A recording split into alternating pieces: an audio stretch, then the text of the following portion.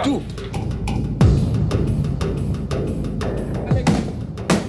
Que vous avez contacté la Croix-Rouge pour le cas.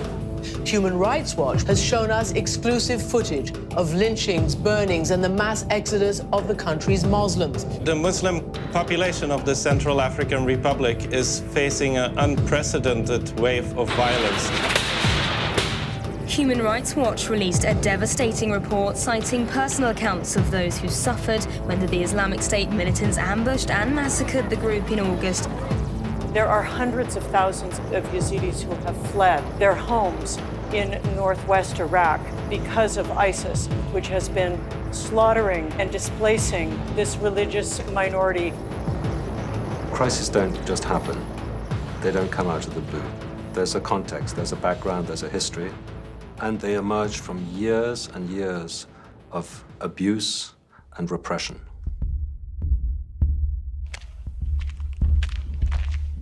It's nearly impossible to understand what's happening in Iraq without being in Iraq. You cannot understand that story unless you're there. People in Iraq are absolutely living in a constant state of fear. They're afraid of everybody. You really need to talk to people face to face and establish that trust relationship in order to get information. كان الإمام في الهواء في المنبر؟ نعم هنا شوفي الإطلاقات وين ضاربين عليه؟ نعم. لأنها منها ضربة، فكان الإطلاقات ضربة وقع سقط هنا هذا الدماء مالته. We have to be on the front line, talking to eyewitnesses, talking to victims, in some cases talking to perpetrators. We need to be examining all the evidence that we possibly can from the ground in order to build the case about the atrocities that are taking place. Amelie is just behind these electric. How many kilometers? Our role is to cut through the fog of war and to present the truth about what's happening.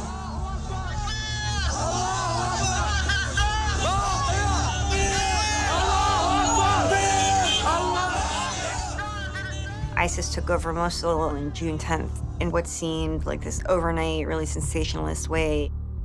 ISIS abuses are horrible.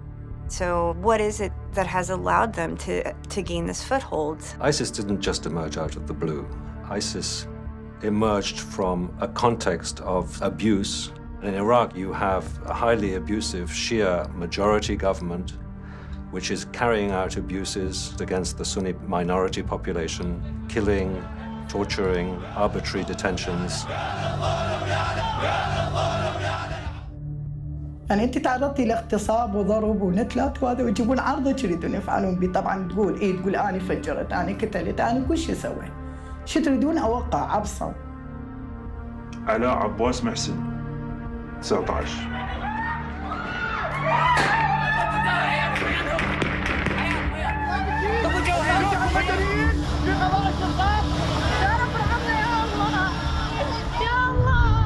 The abuses of the Iraqi government were helping to fuel the rise of ISIS. وهاي العوائل كلها هنا موجودة بالحق ال20 عائلة ذول النسلة وعم بيج من جوا الميليشيات. Right now, we're investigating abuses that Shia militias are committing in Sunni areas. بعدين جت الميليشيات، من جت الميليشيات قامت تضرب. انهزمنا منها جينا هنا عجبت. Militias alongside military and police would come into towns and start firing on residents, set their homes on fire, make sure that they couldn't come back, essentially cleansing the areas of Sunni residents. There is a reason why ISIS has power right now, and the reason is not because Sunnis have a natural affiliation towards their ideology. They have been targeted, persecuted, killed, and politically disenfranchised, and essentially forced into a choice between ISIS rule, which they don't want, and militia rule, which they want even less. We were able to lay out that there needs to be a political solution, and part of that solution is to end the abuses against the Sunni population, and that as long as those abuses continued, they would simply fuel the civil conflict and the abuses of ISIS. My job is to document abuses that are completely flying under the radar and to shed light on that.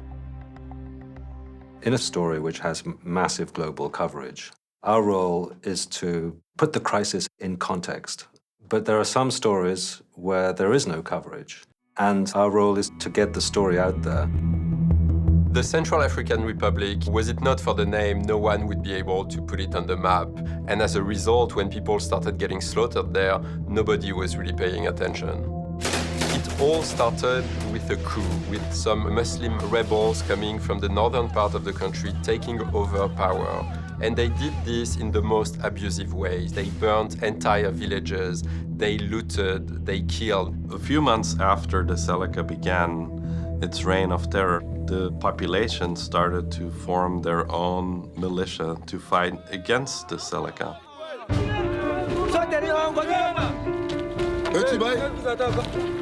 That militia was called the Anti-Balaka. Young men, often kids, with very crude weapons, committing atrocious crimes.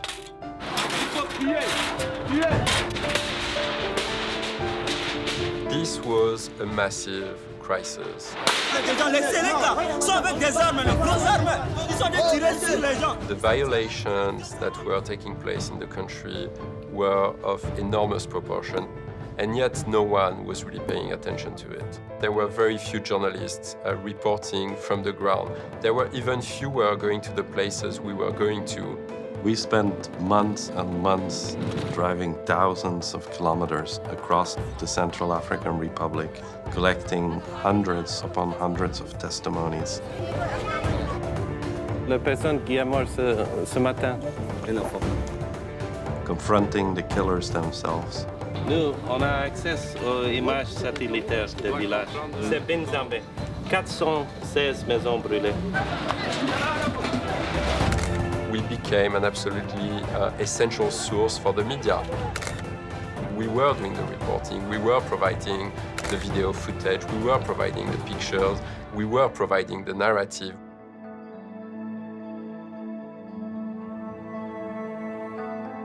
We saw some of the most horrific things I've seen in my entire career as a human rights activist. And entire people just abandoned to their fate.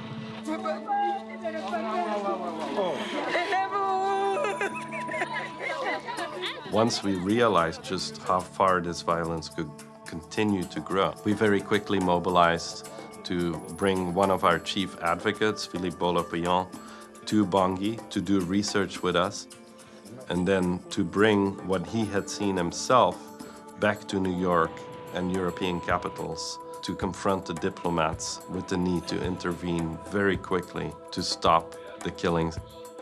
When we first started advocating for a UN peacekeeping mission, most of the policymakers we met with thought we were insane. They hadn't even thought about the idea of deploying UN peacekeepers to this God-forsaken country. A few UN peacekeepers in Bosangoa, suddenly you could have 40,000 people go back to their houses, go back to their fields. We were on a real campaign, using the press, meeting with policymakers, trying to shame those that were standing on the way.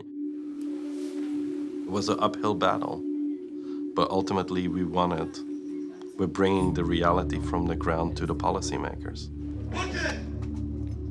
Today, there is a UN peacekeeping mission on the ground. The peacekeeping mission will ultimately have about 12,000 soldiers, which is a massive commitment to this very ignored country. And their work is to try to put this country back on its feet so people can rebuild their lives.